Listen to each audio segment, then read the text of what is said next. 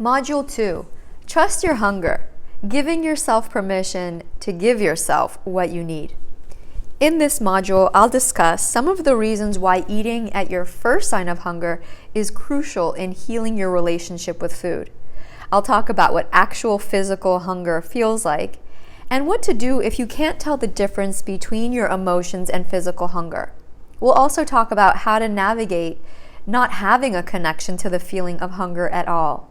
So let's jump in. I want to begin by talking about why it's important to eat at the first sign of hunger and how eating when you're first hungry actually helps heal your relationship with food. Part of this has to do with when you eat when you're first hungry, you're less likely to overeat, you're less likely to binge and have cravings. Getting too hungry is one of the biggest reasons people overeat, binge, and have cravings. Also, when you eat when you're first hungry, you feel better about your choices. And that's what your hunger signals are for. Kind of like when your bladder is full, you have that sensation that you need to pee. Well, when you're hungry, it's telling you that your body needs food, it's time to eat. In fact, it's the most accurate way of knowing when your body needs food. Also, when you eat when you're first hungry, it helps you to maintain your energy throughout the day, stabilize your mood, improve stamina and focus throughout the day. And also, as you learn to pair up physical hunger and you pair it up with food, your body and mind start to make that connection that food is for physical hunger and not for other things. Furthermore, you could start to learn the difference between physical hunger and your body's other signals, like being tired or thirsty or bored or having an emotion. Also, eating when you're not hungry or eating when you're already full might make you feel uncomfortable and overfull. That's why you want to wait until you're first hungry. Also, learning how to honor your hunger is really learning how to honor yourself. During times of challenge, we all have needs we may not even be aware of. So learning how to honor yourself in this way could help you attune to what else you may need to even more effectively handle what is happening in your life. In other words, having peace, freedom, and ease with food doesn't come from letting yourself get too hungry, starving yourself, or pushing away your hunger. Having peace, freedom, and ease with food comes from letting yourself feel your hunger and addressing it with food. Now, take a moment to reflect on your own life. What happens when you ignore your first signs of hunger? What happens when you get too hungry? Alternatively, what is it like when you eat when you're not even hungry at all? So take a moment to reflect that and to write that out. Now, it could be interesting to learn and to start asking yourself what your first signs of a hunger feel like. And this depends. It varies from body to body, but what I want to share now are some common sensations one may feel when they first get hungry. So it could feel like an emptiness, a slight emptiness in your stomach or even in your throat area. Hunger could feel like thoughts of food. You may be preoccupied or have a difficult time concentrating. Another sign of hunger could be a dip in energy and motivation. Now, any of these signals, when you're first hungry, they're all quite gentle, and not all of them will be present, so it's very unique to your body. So you may find that you actually have to look for hunger. That's right, that you'll actually have to look for the first signs of hunger. And this may feel weird, especially if you've spent a lifetime of trying to ignore your hunger. So I want you to know, I did not know my first signs of hunger. It took me some time to learn what they felt like. So learning how to listen to the body does take some time and some effort, but it is so worth it. So I also want you to know, if your stomach is growling, or if your hands are feeling shaky, or if you're feeling like you're faint, or you're feeling in danger of overeating, or if your friends are in danger because you're so hangry, you're probably too hungry. So again, the first signs of hunger are a lot more gentle. And think about it. Take a moment to reflect. And you could write this out as well. What are the first signs of hunger in your body? What are the signs that your body gives you that it's time to eat? what does it feel like when you get too hungry? So take a moment to think about that and to write that out. What if it's thirst? Many people confuse their sensations of thirst and hunger. And I want to start out by saying that no matter how much you eat, you'll not hydrate yourself for the most part. And no matter how much you hydrate yourself, it won't take the place of food. A good metaphor for this is our cars. Like if you drive a car, no matter how much wiper fluid you give your car, it still needs gas. And no matter how much gas you give your car, it still needs wiper fluid. But it's true, it may be easy for some people to get these two sensations confused. So the way to work with this is by staying hydrated throughout the day. And my favorite way of knowing whether or not I'm hydrated is by paying attention to my urine. So you know you're hydrated when your urine is close to colorless and odorless, when it's a slight yellow. So if your urine is practically orange, you gotta drink up. But if your urine is totally clear, this means that you could ease up on drinking. In fact, there is such thing as overhydration. Now, what do you do if you can't tell the difference between your emotions and physical hunger? And again, this is something I definitely struggled with. So if you realize that this is you, bravo for realizing this. This is an excellent and very important first step. Further, like I mentioned earlier, this is key, as when you're going through hard times, you may be feeling new things, even things you've never felt before. So learning how to tell the difference between your new emotions and your hunger is really important. So some things that could help is asking yourself some questions. And something you could ask yourself is, will eating this solve or address what I am feeling? Another question you could ask yourself is, when was the last time I ate? If the last time you ate was over 3 or 4 hours ago, you actually may be legitimately physically hungry. You could also ask yourself, what was the last thing I ate? Like if it was something light or low calorie or missing an aspect of nutrition, chances are you may be physically hungry. Or if you feel like, you didn't eat that long ago and your last meal was totally satisfying, you could ask yourself, what happened just now? Did something happen that could trigger some emotion? Or what's happening today? Or what's happening in my life that may be triggering me?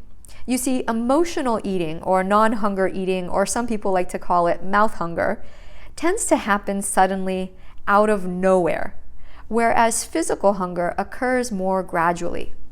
Another way to tell the difference is by doing the apple test.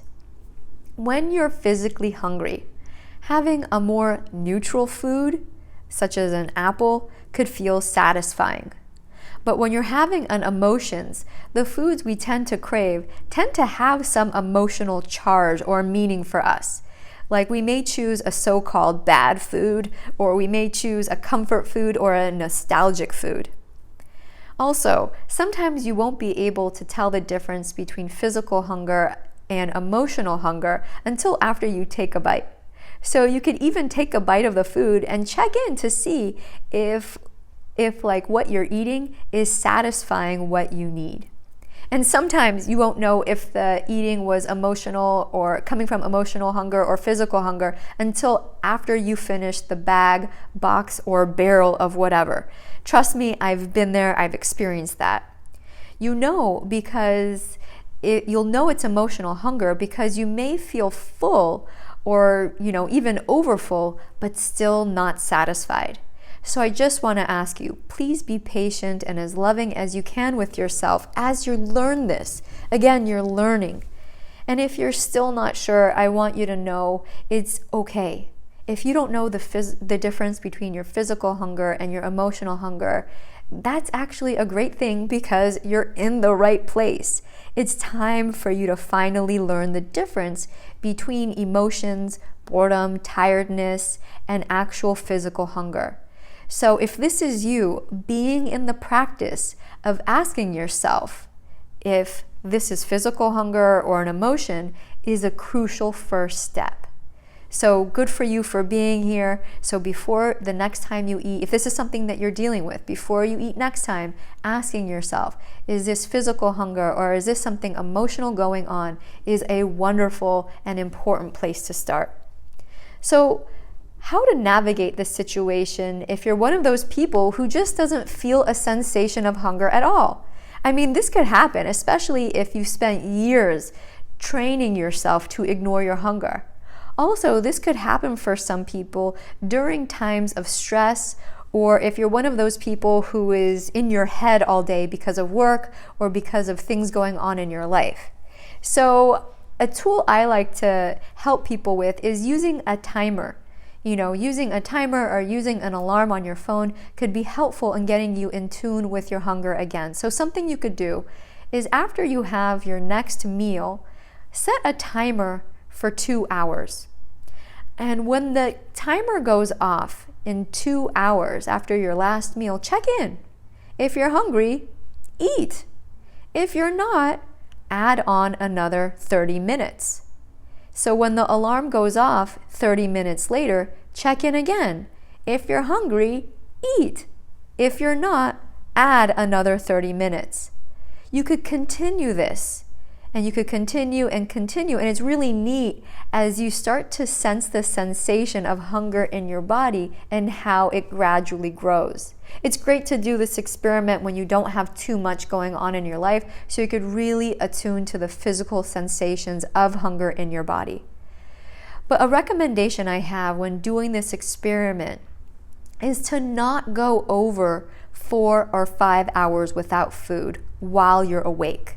Because once you go over 4 or 5 hours without eating, you may start to get into your extreme hunger. And as we talked about earlier, getting extremely hungry may set you up for cravings and overeating.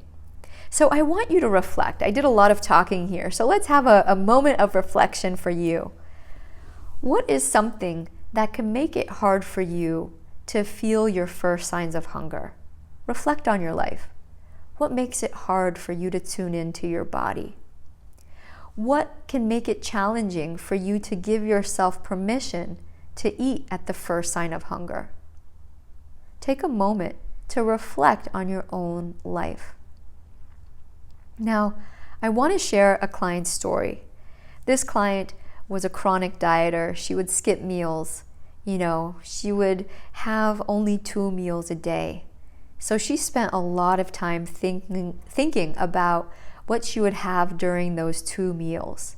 And at the same time, it was really sad because she'd feel really scared when the mealtime approached, because she almost always overate.